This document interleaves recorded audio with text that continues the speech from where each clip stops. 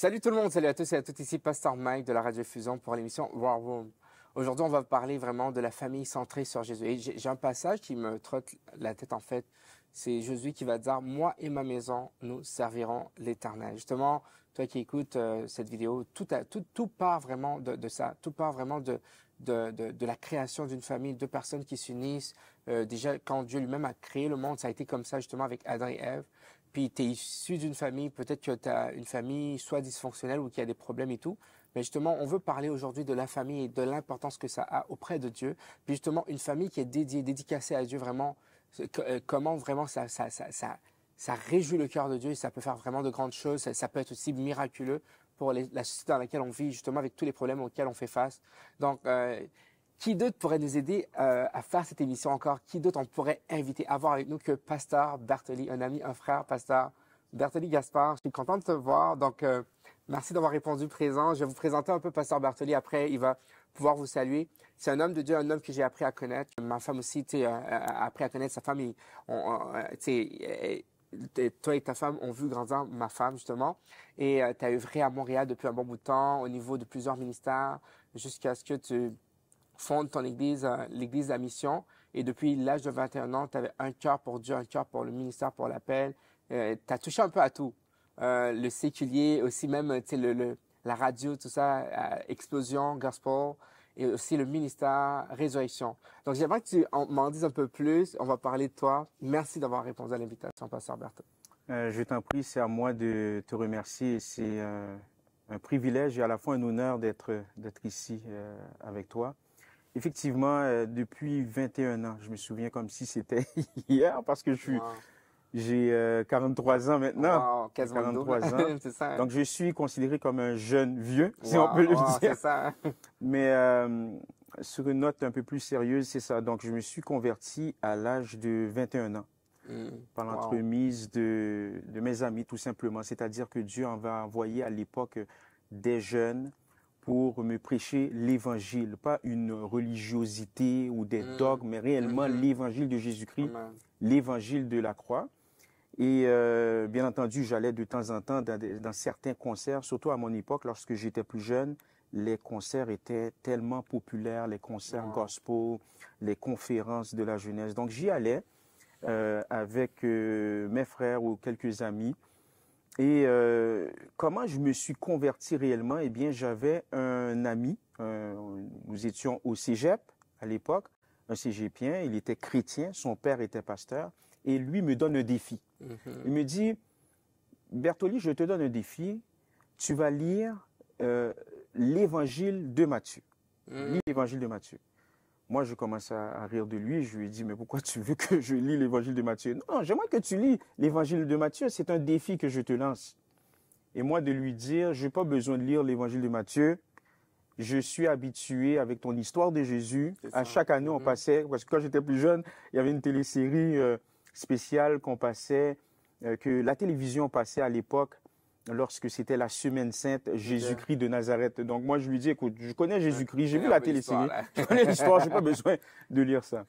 Et lui, il se gratte la tête, il dit, non, je ne te parle pas de ça, je te donne un défi. Toi qui fais ton dur à cuire, regarde, lis l'Évangile. Et puis, bon, je suis arrivé à la maison, et puis, bon, bien entendu, on avait une Bible à la maison, et je commence à lire l'Évangile de Matthieu. J'étais tellement frappé par l'évangile de Matthieu, si bien que j'ai lu tout le Nouveau Testament au complet. Wow. Tout le Nouveau Testament au complet. Et finalement, quelques semaines plus tard, mon ami me parle et me dit, puis finalement, as-tu lu l'évangile de Matthieu? Et moi, je lui ai dit, certes, je l'ai lu, mais j'ai même lu le Nouveau Testament au complet. Et à partir de ce moment-là, j'ai commencé à avoir des questionnements par rapport à la foi. Et c'est comme ça que Dieu est venu me chercher. Jésus-Christ est venu me chercher par le biais de sa parole. Wow. C'est vraiment la parole de Dieu qui est venue me chercher, qui est venue me transformer. Et dès lors, j'avais des questionnements parce que ce que je constatais que lorsque j'allais dans certaines églises, j'ai bien dit certaines églises, je ne veux pas généraliser, mais dans certaines églises évangéliques, je me suis dit, mais pourquoi il ne prêche pas ce que je viens de lire? l'évangile de la croix, Ouais. l'évangile de Jésus-Christ. Mais qu'est-ce qui se passe? Parce que ce que j'entends, c'est le légalisme, excusez-moi, religieux, les dogmes, etc. Moi, ça me dérangeait. Et comme je te l'ai dit d'entrée de jeu, son père était pasteur, donc je l'appelais pour dire, mais pourquoi ce que je lis, je ne l'entends pas souvent dans les églises, qu'est-ce qui se passe? Et puis lui, il me raconte, il me dit, bon, certaines fois c'est la tradition, patati, patata, etc. Mais quoi qu'il en soit, j'ai commencé à cheminer. Et le groupe d'amis dans lequel je faisais partie, la moitié d'entre eux se sont convertis également. Donc, est-ce que c'est par le biais de la même méthode, en lisant la Bible aussi, ou genre... Dans leur cas, c'était vraiment par soit une expérience qu'ils ont reçue, qu'ils ont eue. D'autres, c'est par le biais des concerts. Hein. Comme je te l'ai dit, là, les concerts, là, c'était monnaie courante à l'époque. Donc, et puis, il y avait un évangéliste, un jeune évangéliste qui prêchait l'évangile. Donc, ils ont été touchés par le message. Tantôt, hors caméra, on parlait des petits moments de réveil qui ont eu lieu à Montréal à ces époques-là. Est-ce que c'est un peu, ça se situe, il y a 21 ans de ça? Ça se situe à ces époques-là? Moi, quand je me suis converti, lorsque je me suis converti, il n'y avait pas de réveil. Le réveil était déjà terminé. Il y avait un intérêt, il y avait un engouement, mais ce n'était pas le réveil spirituel dont plusieurs nous parlent. Je me souviens, lorsque j'étais enfant, je fréquentais une église évangélique du côté de Montréal-Nord. L'église s'appelait à l'époque Mission chrétienne canadienne. Cette église était dirigé par le couple Soren, pasteur Soren, je me souviens comme si c'était hier, c'était un pasteur marseillais.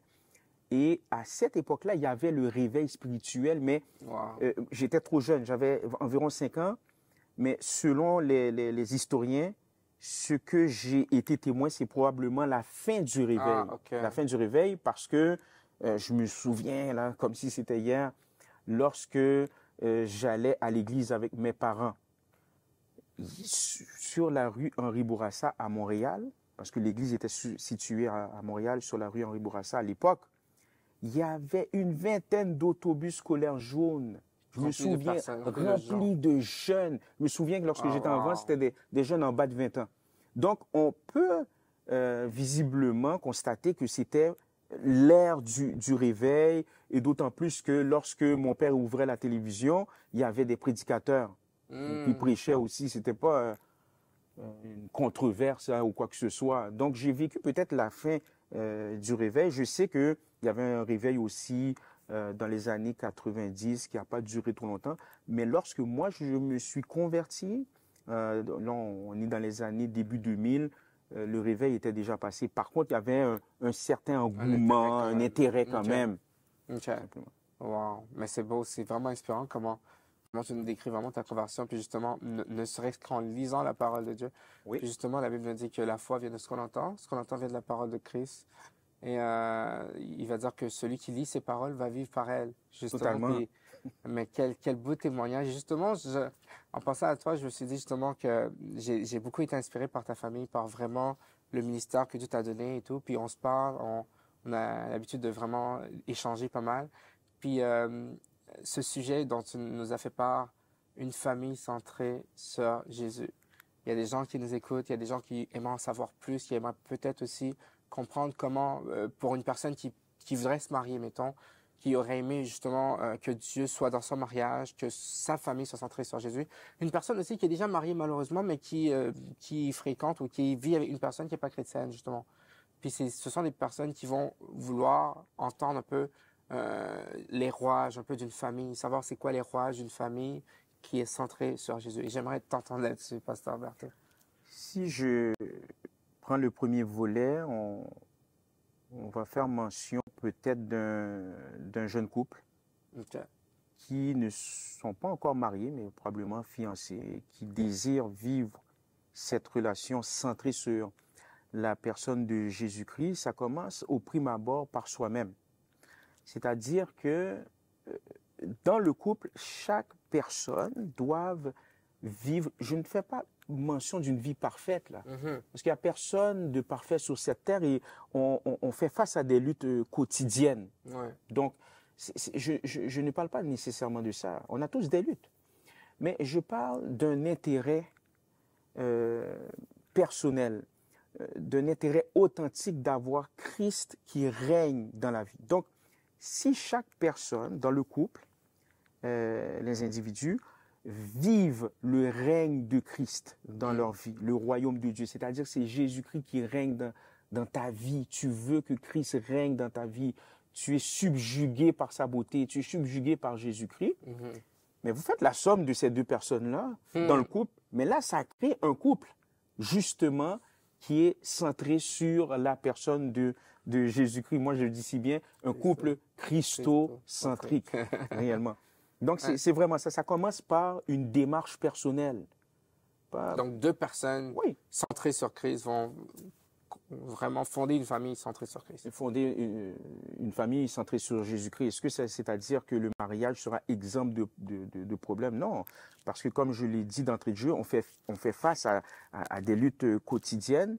Et si on ne garde pas nos yeux fixés sur Jésus-Christ, en tant que couple, lorsqu'on fait face à nos luttes quotidiennes, eh bien, on va continuellement être découragé parce que nos yeux sont fixés sur le problème au lieu que nos yeux soient fixés sur Jésus-Christ. Donc, c'est simplement ça, c'est de vivre le règne de Jésus-Christ et de cultiver. Moi, j'aime ça dire ça. J'aime beaucoup ce terme-là. C'est cultiver notre relation avec Jésus-Christ. Cultiver. Ça commence comme ça. Les parents doivent, ou du moins le couple doivent cultiver. Et de fil en aiguille, eh bien, l'enfant va le voir. Est-ce que l'enfant va devenir automatiquement chrétien? Je ne sais pas. Moi, c'est seul Dieu le sait. Mais au moins, l'enfant aura vu quelque chose d'authentique, quelque chose de palpable, quelque chose de réel, tout simplement. Donc, c'est ça, c'est que Christ soit au centre de nos préoccupations, que Christ soit au centre de notre couple. Et lorsque nous vivons avec nos yeux fixés sur la personne de Jésus-Christ, eh bien, je pourrais dire qu'on vit l'éternité. Parce que Jésus-Christ est éternel. Amen. Donc, on vit l'éternité dans le couple et cela va nous aider à vivre les défis ensemble. Je vais essayer de faire ça un petit peu comme on dit souvent dans l'évangile pour les nuls. Vivre l'éternité en essayant vraiment d'être centré sur Jésus. Qu'est-ce que ça veut dire? Pour quelqu'un qui ne connaît pas le Seigneur, mettons. Très bonne question. Vivre l'éternité, c'est de vivre sachant que ma vie ne s'arrête pas là. Amen. Amen. Un exemple. Amen. Je vais prendre un exemple flagrant. Moi, j'étais quelqu'un de prompt, de nature, okay, de colérique, prompt, etc. Lorsque je suis venu à Jésus-Christ, bien entendu, j'ai essayé de régler ce problème-là par mes propres forces. Ça ne fonctionnait pas. Donc, il a fallu que je fasse confiance à Christ pour que Christ me donne le courage, pour que Christ me donne une nouvelle mentalité, une nouvelle façon de faire pour que je puisse me maîtriser, tout simplement. Lorsque j'ai rencontré ma femme à l'époque, bien entendu, j'étais nouvellement converti, elle était convertie depuis fort longtemps. On a commencé à se fréquenter, ensuite on était fiancés. Bien entendu, il y avait peut-être certaines choses qui me dérangeaient dans la vie de tous les jours. Mais vivre l'éternité, c'est quoi? C'est-à-dire que je ne peux pas parler n'importe comment à ma fiancée de l'époque, qui est ma femme, qui, elle, est un enfant de Dieu. Pourquoi? Parce qu'elle vit l'éternité. Elle vit l'éternité, c'est-à-dire je vis dans l'attente. Ma vie ne s'arrête pas là. Donc, je vis, oui, je vis dans le monde actuel. La vie éternelle commence maintenant. Je sais que je vais vivre avec Dieu, avec Jésus pour toujours dans l'éternité, mais je vis aussi dans l'attente. Donc, je ne peux pas traiter ma femme n'importe comment. Je ne peux pas traiter mes enfants n'importe comment. Est-ce que je vais faire des erreurs? Oui, je vais faire des erreurs, c'est sûr et certain, je suis un être humain. Mais il n'en demeure pas moins que je suis conscient. C'est ça, c'est d'être conscient de l'éternité. C'est vivre l'éternité sachant que Christ est dans mon couple, sachant que Christ est dans ma vie, tout simplement. Donc, c'est simplement vivre dans l'attente, sachant que ma vie ne s'arrête pas là. Donc, je dois vivre dans la jubilation. Je dois être heureux, la vraie joie. Pas une joie qui dépend des circonstances, mais une joie spirituelle centrée sur Jésus. Et c'est aussi peut-être, si je peux dire ça, de remplir ou encore de remplir une fonction qui vient justement de Dieu pour le couple. Totalement. Peut-être parce que nous, admettons, dans le séculier, mettons, les gens se réunissent parce qu'ils vont se fonder un objectif, fonder une famille, acheter une maison, avoir des enfants. Mais un chrétien, mettons, qui se marie puis qui justement a son cœur qui est centré sur Jésus, et l'autre personne avec qui il se marie, son épouse ou son époux, est centré également sur Jésus. Fait qu'ils ont un but commun et un but vraiment qui est centré sur Jésus. Donc pour moi, je vois déjà l'expression vivre l'éternité dans ce mariage-là, justement, c'est parce que on va pas s'accrocher à tout ce qui est terrestre, à avoir des enfants, faire des bébés, à avoir une hypothèque ou peu importe. Il y a plus que ça. Certes, toutes ces choses sont importantes, mais il y a plus que ça. Il y a peut-être le salut, la vie éternelle. Il y a plus que ça, exactement. On ne s'arrête pas aux biens matériels. C'est pas qu'on est contre les biens matériels. On vit sur Terre. Hein. Il faut bien se vêtir, il faut bien se loger. Et puis Dieu peut aussi nous gâter en quelque sorte. C'est ça. Mais vivre dans l'éternité, c'est justement ça. Et j'en chéris avec ce que tu viens de dire. C'est de vivre dans l'attente et de savoir qu'il y a plus que ça. Lorsqu'on vit l'éternité dans le couple, ça favorise l'humilité. Ça favorise l'humilité. Parce que je sais que je suis pas éternel ici, en chair et en os.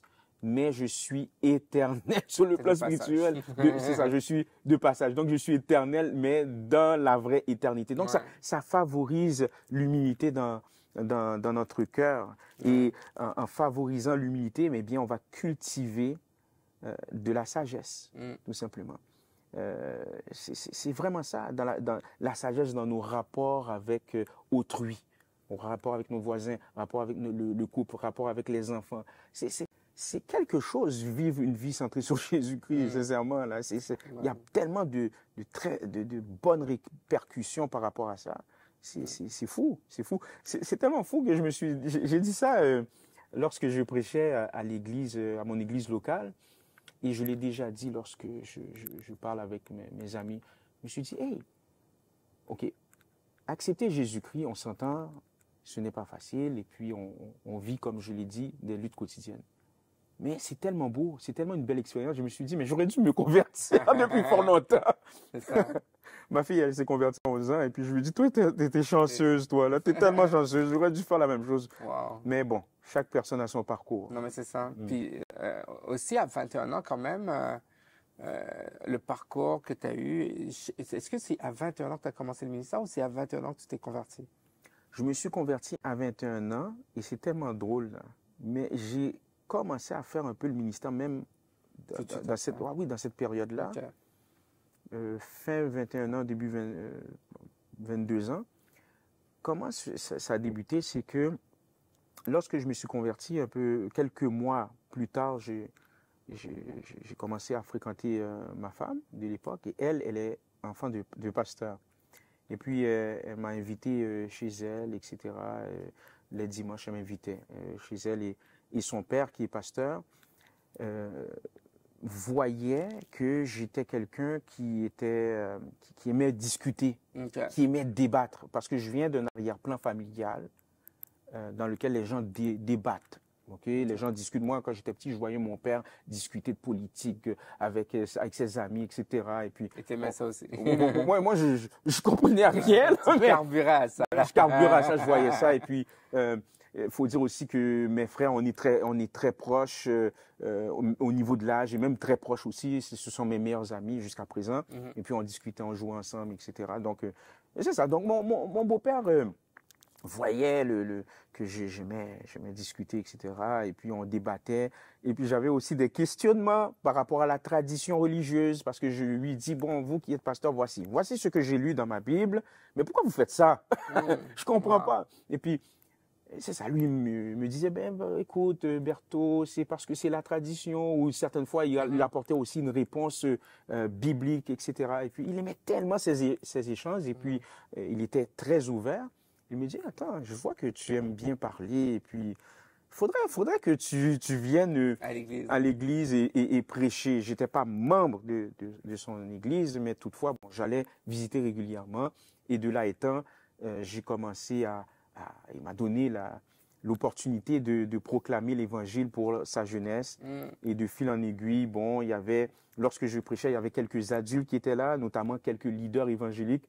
Eux m'ont entendu et ont commencé à m'inviter dans leur église respective. Et de là étant, bon, j'ai commencé à être un prédicateur itinérant. Cependant, j'étais rattaché à une église locale. Donc, c'est comme ça que j'ai commencé à faire du ministère. Mais tout ça est parti d'une discussion, de questionnement, de débat avec mes beaux-parents. C'est ça. C'est comme ça que j'ai commencé à faire du ministère Mais aussi, ça rejoint aussi le sujet dont on parle parce que justement, tu vois que au moins, même en étant une famille de débat, au moins il y a une famille, surtout avec ton beau-père, le père de ta mère, de ta femme plutôt, pardon, il y avait vraiment cet instinct ou encore cette atmosphère spirituelle que Jésus-Christ était présent. Exactement. C'était centré sur Jésus. Le fait que le gendre soit vraiment quelqu'un qui s'accroche à la parole. Je pense aussi que ça a dû vraiment peut-être tisser des liens serrés entre toi et ton beau-père. Oui, absolument. Oui, tu l'as bien deviné. Parce que jusqu'à présent, je le considère comme un ami. On se parle encore. Justement, petite anecdote. Moi, pour des raisons personnelles, je n'avais pas l'intention de dédicacer ma fille. Parce que dans ma tête, j'ai déjà prié pour mon enfant. Je l'ai fait pour les 2 premiers, mais bon, au fil du temps, vous savez, bon, vous étudiez en théologie, il y a certaines choses que vous constatez. Donc, je dis, bon, mais mon beau-père, c'était tellement important pour lui, là. Il m'a dit, non, tu peux pas faire ça, là. C'est ça. Et puis, bon, finalement. Tradition. C'est ça. C'était important pour lui. Et c'est la petite dernière. Et puis, on l'a fait. Mais tout ça pour dire que, écoutez, j'ai encore ces liens-là avec mes beaux-parents. Vraiment, on aime discuter. Et puis, mais à l'époque, quand je faisais du ministère, je n'étais pas dans l'optique de devenir pasteur ou quoi que ce soit. C'est vraiment pas ça. C'est parce que, bon. Je suis rentré par la force des choses. Mais au fil du temps, j'ai su que c'était le plan de Dieu. C'est ça, là. Mais à l'époque, je ne savais pas. Il m'a demandé de proclamer l'Évangile. Je l'ai fait. Et petite anecdote. Ma belle-mère, quand elle m'écoutait, elle me disait, elle venait me voir. Elle m'a dit, j'aimerais faire une petite critique. Tu me permets? Je dis, oui, bien sûr. Elle me dit, je vois que tu as la passion, tu es fougueux, etc. Mais bon, j'ai constaté quand tu prêches, c'est pas toujours biblique. Je te conseille d'étudier en théologie. Parce que ma belle-mère, elle a étudié en théologie. Donc, elle, là, elle pouvait déceler des erreurs lorsque je prêchais. Et puis, moi, je lui dis, oh non, c'est pas pour moi, là, l'étudier en théologie. Je dis, lire des gros bouquins, etc. Non, ça ne m'intéresse guère. Non, oubliez ça. Et puis, il dit, non, je te le suggère. Et puis, plus tard, j'avais un ami commun avec Cynthia et qui me disait qu'il étudiait, il prenait des cours libres à l'université de Montréal, cours en théologie, et lui de me dire, je sais pas, moi quand je prenais le cours, je pensais à toi. Je te dis, tu vas aimer ça. Et puis je dis, bon, okay. J'ai commencé à prendre quelques cours libres, et puis j'ai pris la piqûre, et puis... Ça a donné vraiment ce que ça a donné aujourd'hui. Théologie. Ça a donné ce que ça a donné aujourd'hui, justement. Oui.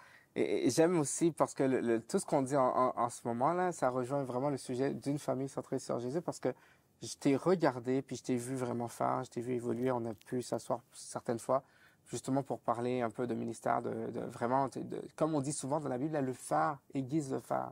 Jusqu'à tout récemment, on partageait nos expériences ministérielles. Et une des choses qui m'a toujours marqué, c'est de voir vraiment la complicité qu'il y a entre toi et ta femme, Cynthia, justement, par rapport à ce que vous faites depuis belle lurette, là. Que ce soit à votre église locale en ce moment ou à d'autres églises où vous avez servi, vous avez toujours cette connivence que vous avez gardée et qui pourrait faire des jaloux parce que justement, d'avoir sa femme vraiment entièrement impliquée avec soi, dans le ministère, puis genre après à se jeter peut-être la première dans vraiment ce que Dieu t'appelle à faire, c'est pas donné. Et justement, ça prouve aussi que c'est une famille centrée sur Jésus. Et je pense que ta vie en parle, justement. Fait que j'aimerais peut-être si peut-être tu as des anecdotes ou peut-être tu voudrais renchérir là-dessus. Oui, absolument. Comme je l'ai dit au départ, tout part de l'individu. C'est-à-dire qu'il faut avoir une démarche sincère, personnelle avec Dieu. Et de là étant, lorsqu'on est ensemble maintenant, lorsque chacun a fait cette démarche-là, eh bien maintenant, on vit quelque chose qui est centré sur Jésus-Christ. Je me souviens, lorsqu'on était fiancés, Cynthia et moi, on prenait l'habitude de prier ensemble. Donc, on a pris ça. On a pris cette habitude-là de prier ensemble au moins une fois par mois. Oui, certes, on priait par voie téléphonique, mais on voulait se réunir dans un endroit. À l'époque, bon, j'étais à l'université et je n'étudiais pas en théologie. À cette époque-là, j'étudiais dans un autre domaine, en administration. Et puis, on est allé dans une classe et puis on priait, je me souviens, le samedi matin. Mais cette habitude-là est toujours là. Donc là, c'est devenu une dévotion de couple et plus tard, une dévotion familiale. Donc, c'est très important parce que nous sommes des êtres humains à part entière, donc c'est très important de prier ensemble. Lorsqu'on prend le temps de prier ensemble, on reçoit des révélations qui émanent de Dieu ensemble aussi. On se respecte mutuellement. Donc, il y a un respect parce qu'on est déjà unis en esprit. Mais si on est unis en esprit, quand bien même qu'on a un conflit, parce qu'il y a des conflits, c'est normal. Mais on va savoir, Dieu va nous donner la sagesse, comment bien gérer le conflit. On n'est pas exemple de conflit. Il va avoir des conflits. On est des êtres humains. On a la nature humaine, quand même qu'on est chrétien. Mais maintenant, le fait qu'on est unis sur le plan spirituel, eh bien, ça découle maintenant sur le matériel. Donc, lorsqu'il y a un conflit qui va éclater, que ce soit un conflit avec l'épouse, que ce soit un conflit avec les enfants, eh bien, maintenant, on a la sagesse de Dieu. On s'approprie de cette sagesse-là et on va gérer le conflit avec sagesse, avec respect. Parce que moi, dans mon esprit, sincèrement, là, jusqu'à présent, et je le disais à l'époque, ce n'est pas n'importe qui. C'est la fille de Jésus-Christ. Et Dieu me l'avait dit en prière. Hein? Dieu me l'avait dit en prière. Il m'a dit, attention, là, c'est ma fille, ça. Garde à toi, c'est ma fille.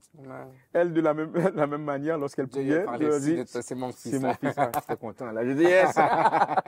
Donc, c'est vraiment ça. Donc, c'est ça. On cultive le respect. Maintenant, lorsqu'on cultive le respect, on cultive également la bienséance. Et ça, je vous le conseille, si vous êtes en couple, la bienséance. C'est-à-dire, ce n'est pas parce que vous avez quelques années de mariage que vous ne pouvez plus offrir des fleurs. Vous ne pouvez plus vous gâter. Moi, j'avais entendu des inepties à l'époque qui me disaient « Ah ben là, quand tu vas avoir des enfants, ça va être terminé. » Moi, je dis « Je refuse ça au nom de Jésus. » Moi, je dis « Je refuse ça. Ça ne sera pas terminé. Là. Okay? Ma vie n'est pas centrée sur les enfants. Gloire à Dieu pour les enfants. Mais je dois cultiver également mon couple pour que mes enfants se sentent bien. Là, pasteur, on rentre dans du concret. C'est pas juste l'aspect spirituel, mais tous les aspects. Et ça fait partie de la famille centrée sur Jésus. Absolument. Moi, j'ouvre la porte jusqu'à présent. Là. Ça fait 18 ans de mariage. Les romances, là, tu sais. J'ouvre la porte quand je vais au restaurant. J'ouvre la porte à Cynthia. La voiture aussi, hein? La voiture, de temps en temps. Là. De temps en temps. De temps en temps, là, parce que certaines fois, on est pressé. Mais quoi qu'il en soit, lorsqu'on va sortir dans un restaurant, c'est ce qu'on fait. Et puis, on se garde cette habitude-là également de manger peut-être dans un resto, de déjeuner au moins une fois par mois. Ça fait du bien, c'est bon, c'est pour agrémenter le couple. Mais tout ça découle de quoi? D'une unité dans l'esprit. La bienséance, le respect, ça prend ça. Dire merci. Après bientôt 20 ans de mariage, hein? Bientôt, là. Mais en 2024, ça va faire 20 ans. Donc, encore, je dis merci à Cynthia. Merci pour le déjeuner. Ce matin, je lui ai fait un café corsé. On aime ça, les cafés corsés. Elle m'a dit merci pour le café. Jusqu'à présent. Donc, ça prend ça. Mais lorsqu'on agit comme ça, nos enfants voient. Nos enfants aussi cultivent aussi le respect. Nos enfants cultivent. Je ne dis pas que mes enfants sont parfaits, loin de là. Mes enfants sont vraiment pas parfaits, là. Vraiment pas. Ils vont regarder sur leurs parents, en fait. C'est ça, ils vont regarder, puis on voit un peu, là. Mes enfants vont s'excuser. Même moi, je m'excuse des fois auprès de mes enfants. C'est arrivé que j'ai été très rude auprès de ma fille. Je l'ai puni sévèrement. Je me souviens, elle avait environ 8 ans, et puis ma femme m'a pris à part. Elle m'a dit, oh, t'as été un peu trop dur avec Lily. Noémie Licia, bon, son sobriquet, c'est Lily.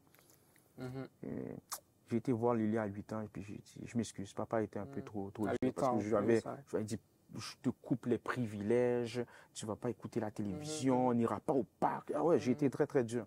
Et puis ma femme m'a pris à part. Parce qu'en tant que parent, on peut faire des erreurs. C'est ça. Elle dit, chérie, tu as été un peu trop dur là. J'ai dit, aïe, aïe, aïe. Et puis, je suis allé prier. Dieu m'a dit, va demander pardon à ta fille. J'ai dit, mais non, Seigneur.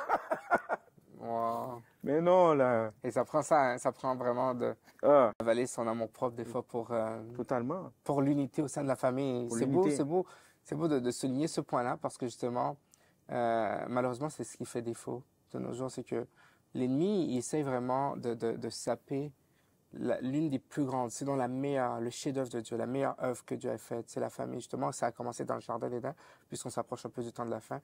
Ça a commencé dans le Jardin d'Éden, ce que Dieu a-t-il réellement dit? La femme a commencé à justement douter de ce que Dieu disait, puis versus l'homme, tout ça. Puis justement, il y a eu la séparation d'avec Dieu, puis tout un tas d'affaires et tout. Fait que Dieu désire qu'il y ait l'unité. Puis lui-même, en envoyant son Fils, il vient nous prêcher l'unité dans Jean 17 en disant qu'ils doivent être un. Ils Oui. devraient être un comme toi et moi sommes un. Absolument. Et le lien familial, si on peut l'appeler comme ça en langage anthropomorphique, c'est père-fils. Fait que Dieu désire qu'il y ait l'unité dans le couple. Et ce point que tu touches en disant que tu demandes pardon à ta fille, tu fais des romances, la bienséance, use de bienséance envers ta femme, et elle aussi vice-versa. Donc justement, ça parle. Et aujourd'hui, ce que j'aime, c'est que tu parles de ton vécu. Bien loin vraiment d'apporter un message corsé en vraiment nous bombardant de versets, tu viens apporter vraiment ton vécu. Et c'est une des choses que je me suis dit justement en regardant ton histoire, en disant que, waouh, j'aime vraiment comment la famille est importante pour toi. Ah oui, oui. C'est une valeur. C'est une valeur. La famille, c'est très important. Effectivement, la famille, elle est très importante. Cependant, ça ne prend pas la place de Jésus-Christ dans ma vie. Parce qu'on peut également errer. La famille peut devenir une idolâtrie aussi. Et ça, il faut faire attention. Et lorsque la famille devient une idole, eh bien, on peut commettre plusieurs erreurs graves, vraiment. Mais il faut toujours... Parce que c'est la nature humaine, ok? C'est la nature humaine. On a tendance à s'enliser dans le péché. Mais ce qui est bien, c'est que la bonne nouvelle de Jésus-Christ, à savoir l'Évangile, nous ramène tout simplement. Mais tu sais, pasteur, tu m'inspires à te poser une question. Et peut-être que c'est ma dernière question avant qu'on aille prier. On va prier pour les familles, justement. Moi, j'avais un peu ce petit problème-là, je le confesse, là, quelques années avant. Tu dis que la famille ne remplace pas Jésus, puis justement, il ne faut pas tomber dans l'idolâtrie. On va peut-être enlever le mot Jésus pour mettre ministère maintenant. OK. C'est quoi est-ce que le ministère et la famille souvent ne sont pas aux antipodes ou en train de se chamailler souvent, qui prend la place en premier? Et souvent, ça arrive que nous, hommes de Dieu ou pasteurs, ou peu importe le titre qu'on a, évangéliste ou peu importe, on est un peu écartelé entre la famille versus le ministère. Toi, comment tu vois ça? Avoir une famille centrée sur Jésus, est-ce que ça veut dire que, OK, moi, je suis pasteur, puis justement, je priorise le ministère, puis ma femme n'a pas le choix de me suivre? Tout part d'une décision, d'une conception et d'une discussion. Lorsqu'on discute avec l'autre, il faut prendre le temps d'écouter aussi. Il faut prendre le temps d'écouter d'autres. Il faut valoriser les opinions, notamment. Ma femme, elle est née là-dedans. Et elle a vécu ça, où c'était le ministère qui prenait quand même beaucoup de place. Beaucoup de place. Et elle avait peur de ça. Lorsque les gens à l'époque me disaient lorsqu'on regarde Bertoli, j'ai l'impression qu'il sera un pasteur. Ma femme, elle riait, mais en même temps, elle riait jaune, elle avait peur. Et de mon côté, elle m'a dit, mais qu'est-ce que tu penses de toutes ces paroles? Moi, à l'époque, je les refutais parce que je disais, ce n'est pas parce qu'on voit un jeune prédicateur que forcément, il sera pasteur. Moi, c'était ma réflexion à l'époque et encore aujourd'hui. C'est encore valable pour aujourd'hui. Ce n'est pas parce que quelqu'un prêche ou quoi que ce soit que forcément il est pasteur. Il y a plusieurs dons. Non, c'est vrai. Non. Bref, elle, c'est ça. Mais elle avait peur de ça. Et puis, on a eu cette discussion ouverte. Mais si d'aventure tu deviens pasteur, là, comment tu vois ça? Je te dis, elle avait de très grandes questions à l'époque, là, en haut de ses 20 ans. Et puis, Moi, je lui disais non, moi, qu'est-ce qui est important, c'est Jésus-Christ, mais ensuite de ça, c'est la famille. Parce que l'apôtre Paul a si bien dit, et je paraphrase, quelqu'un qui néglige sa famille est pire qu'un infidèle. Hein. Amen. Amen. Donc, le ministère ne doit pas prendre la place. C'est sûr et certain, le ministère, c'est très demandant. Je n'en dis qu'on ne vient pas. Sincèrement, c'est demandant, c'est des heures, mais il faut être intentionnel. Je crois que le mot, c'est intentionnel. C'est-à-dire que nous, on a bâti un emploi du temps, un agenda. J'ai un temps avec ma femme, j'ai un temps pour mes enfants, j'ai un temps pour moi-même. Et je ne négocie pas ce temps-là. Je ne négocie pas. Parce que combien d'histoires qu'on entend, et je ne veux pas généraliser, mais on entend que des enfants de serviteurs de Dieu, de pasteurs, d'évangélistes quittent le bateau. C'est ça. Et avec raison. Et c'est failli d'arriver à ma femme. Elle a eu une période de rébellion lorsqu'elle était adolescente. Donc, non pas parce que mes beaux-parents n'étaient pas parfaits ou ils s'en foutaient de leur famille. C'est pas dans ce sens-là. On est des êtres humains à part entière. Ils ont fait qu'est-ce qu'ils ont pu. Et quand bien même, ils ont quand même bien élevé leur fille. Mais il en demeure pas moins que nous, c'était notre choix. On s'est dit non, nous, on va valoriser Christ avant et ensuite le couple, la famille. Donc, tout est dans l'intention. Il faut être intentionnel. Il faut se parler. Il faut se dire les vraies affaires. On crée un emploi du temps. On crée un horaire. Et on essaie d'avoir une bonne gestion de temps. Mais ce n'est pas vrai que le ministère va prendre plus de place que mon couple, plus de place que ma famille. Non, ça ne marche pas. Par ailleurs, je le dis à qui veut l'entendre, le premier ministère, c'est ta famille. Amen. Amen. Amen. Un père doit être pasteur de sa famille. Yes. C'est le premier ministère, c'est la famille. Amen. Si on récapitulait un peu avant d'aller en prière, d'abord, tu as dit que justement, ça prend deux personnes vraiment intentionnellement parlant qui cherchent Dieu pour elles-mêmes, qui s'unissent justement pour que cette atmosphère, ce feu reste dans la maison, qui amène vraiment la présence de Dieu, le Saint-Esprit et tout, puis une famille centrée sur Jésus, puis tu as été vraiment beaucoup plus loin en disant que ça prend pas juste le côté spirituel. Justement, tu as parlé de la prière, que toi, tu avais vraiment cette habitude de prier avec ta femme même avant que vous soyez mariés. Puis ça prend pas juste ça prend aussi le côté de la bienséance, le côté où on se fait des petites gâteries, on rit aussi dans la famille, on rit, on s'amuse, tout ça. Puis on a du temps pour soi, puis du temps pour ses enfants, et on leur montre l'exemple tout en étant capable de s'humilier en disant, là, je te demande pardon pour avoir dit ça ou fait ça et tout. Puis tu as terminé justement en parlant de l'importance de la famille et du ministère, de pouvoir faire un lien entre les deux, d'être intentionnel, mais justement de faire en sorte que la famille soit le premier ministère, d'être le pasteur de sa maison. J'aimerais t'entendre vraiment nous emmener en prière pour peut-être toi qui écoutes à la maison, qui vit des moments difficiles, toi qui est en train d'écouter cette émission, puis qui pense vraiment que c'est quelque chose qui te rejoint pas parce que justement c'est la famille de Pasteur Bartoli, c'est la famille de moi-même en fait, mais toi c'est totalement différent, c'est une famille en lambeaux, disloquée, puis tu n'as peut-être pas connu ton père ou ta mère, ou peut-être ton couple ça bat de l'aile en ce moment, mais le Seigneur il peut vraiment changer les situations, il peut changer les temps et les circonstances, et il peut vraiment apporter un changement dans ton couple, dans ta famille justement, et il peut aussi t'aider à remonter la pente. Donc Pasteur Bartoli va prier pour nous avant qu'on termine cette émission. Volontiers. Prions le Seigneur. Père Céleste, en Jésus-Christ, nous voici devant toi, nous voulons simplement t'élever. Oui, Seigneur. Toi qui as créé l'univers, toi qui as créé, Seigneur, les cieux et la terre. Tu es en contrôle de tout. Tu es le Dieu créateur. Merci. Père éternel, tu as envoyé ton Fils unique. Tu as fait montre d'amour envers nous. Tu es la personnification de l'amour. Tu es intrinsèquement l'amour. Et nous voulons te remercier de ce que tu as pu envoyer ton Fils unique, à savoir Jésus-Christ, afin qu'on ait la vie, afin qu'on soit réconcilié avec toi.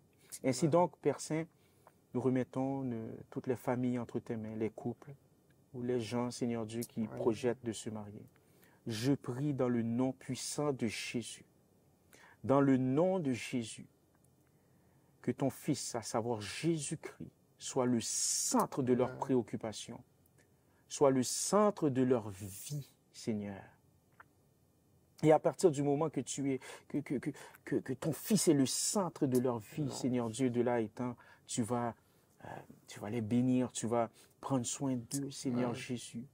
Mais sois le centre, Seigneur, de leur vie. Accorde-leur beaucoup de sagesse, de passion pour toi, passion pour ta parole, passion pour développer des disciplines spirituelles, passion pour la prière, passion pour t'écouter également, qu'ils prennent le temps de t'écouter. Je prie dans le nom de Jésus, par ton Saint-Esprit, que tu sois le centre de leur vie, le centre de leurs préoccupations dans le nom de Jésus, et qu'ils sentent que tu es palpable, et qu'ils puissent vivre une expérience avec toi dans le nom de Jésus. Nous t'avons prié. Amen. Amen. Amen. Toi qui écoutes cette émission, on parlait aujourd'hui de la famille qui est centrée sur Jésus, et on donnait certains points importants pour vraiment que ta famille, si ce n'est pas encore le cas, soit centrée sur Jésus. Je t'invite à partager cette vidéo, à t'abonner à la page de la Radio-Fusion. Et on salue Pasteur Berthaud. Merci d'avoir été présent parmi nous. Je t'en prie. Que Dieu t'accompagne dans ton ministère à l'Église, la mission, que Dieu t'accompagne ta famille, toi et ta femme et tes enfants. Que Dieu vous bénisse. On est vraiment choyés de t'avoir au plateau aujourd'hui. C'est réciproque. Donc, une fois n'est pas coutume, on va se revoir très bientôt. Définitivement, oui. Et on salue tout le monde. Que Dieu vous bénisse abondamment.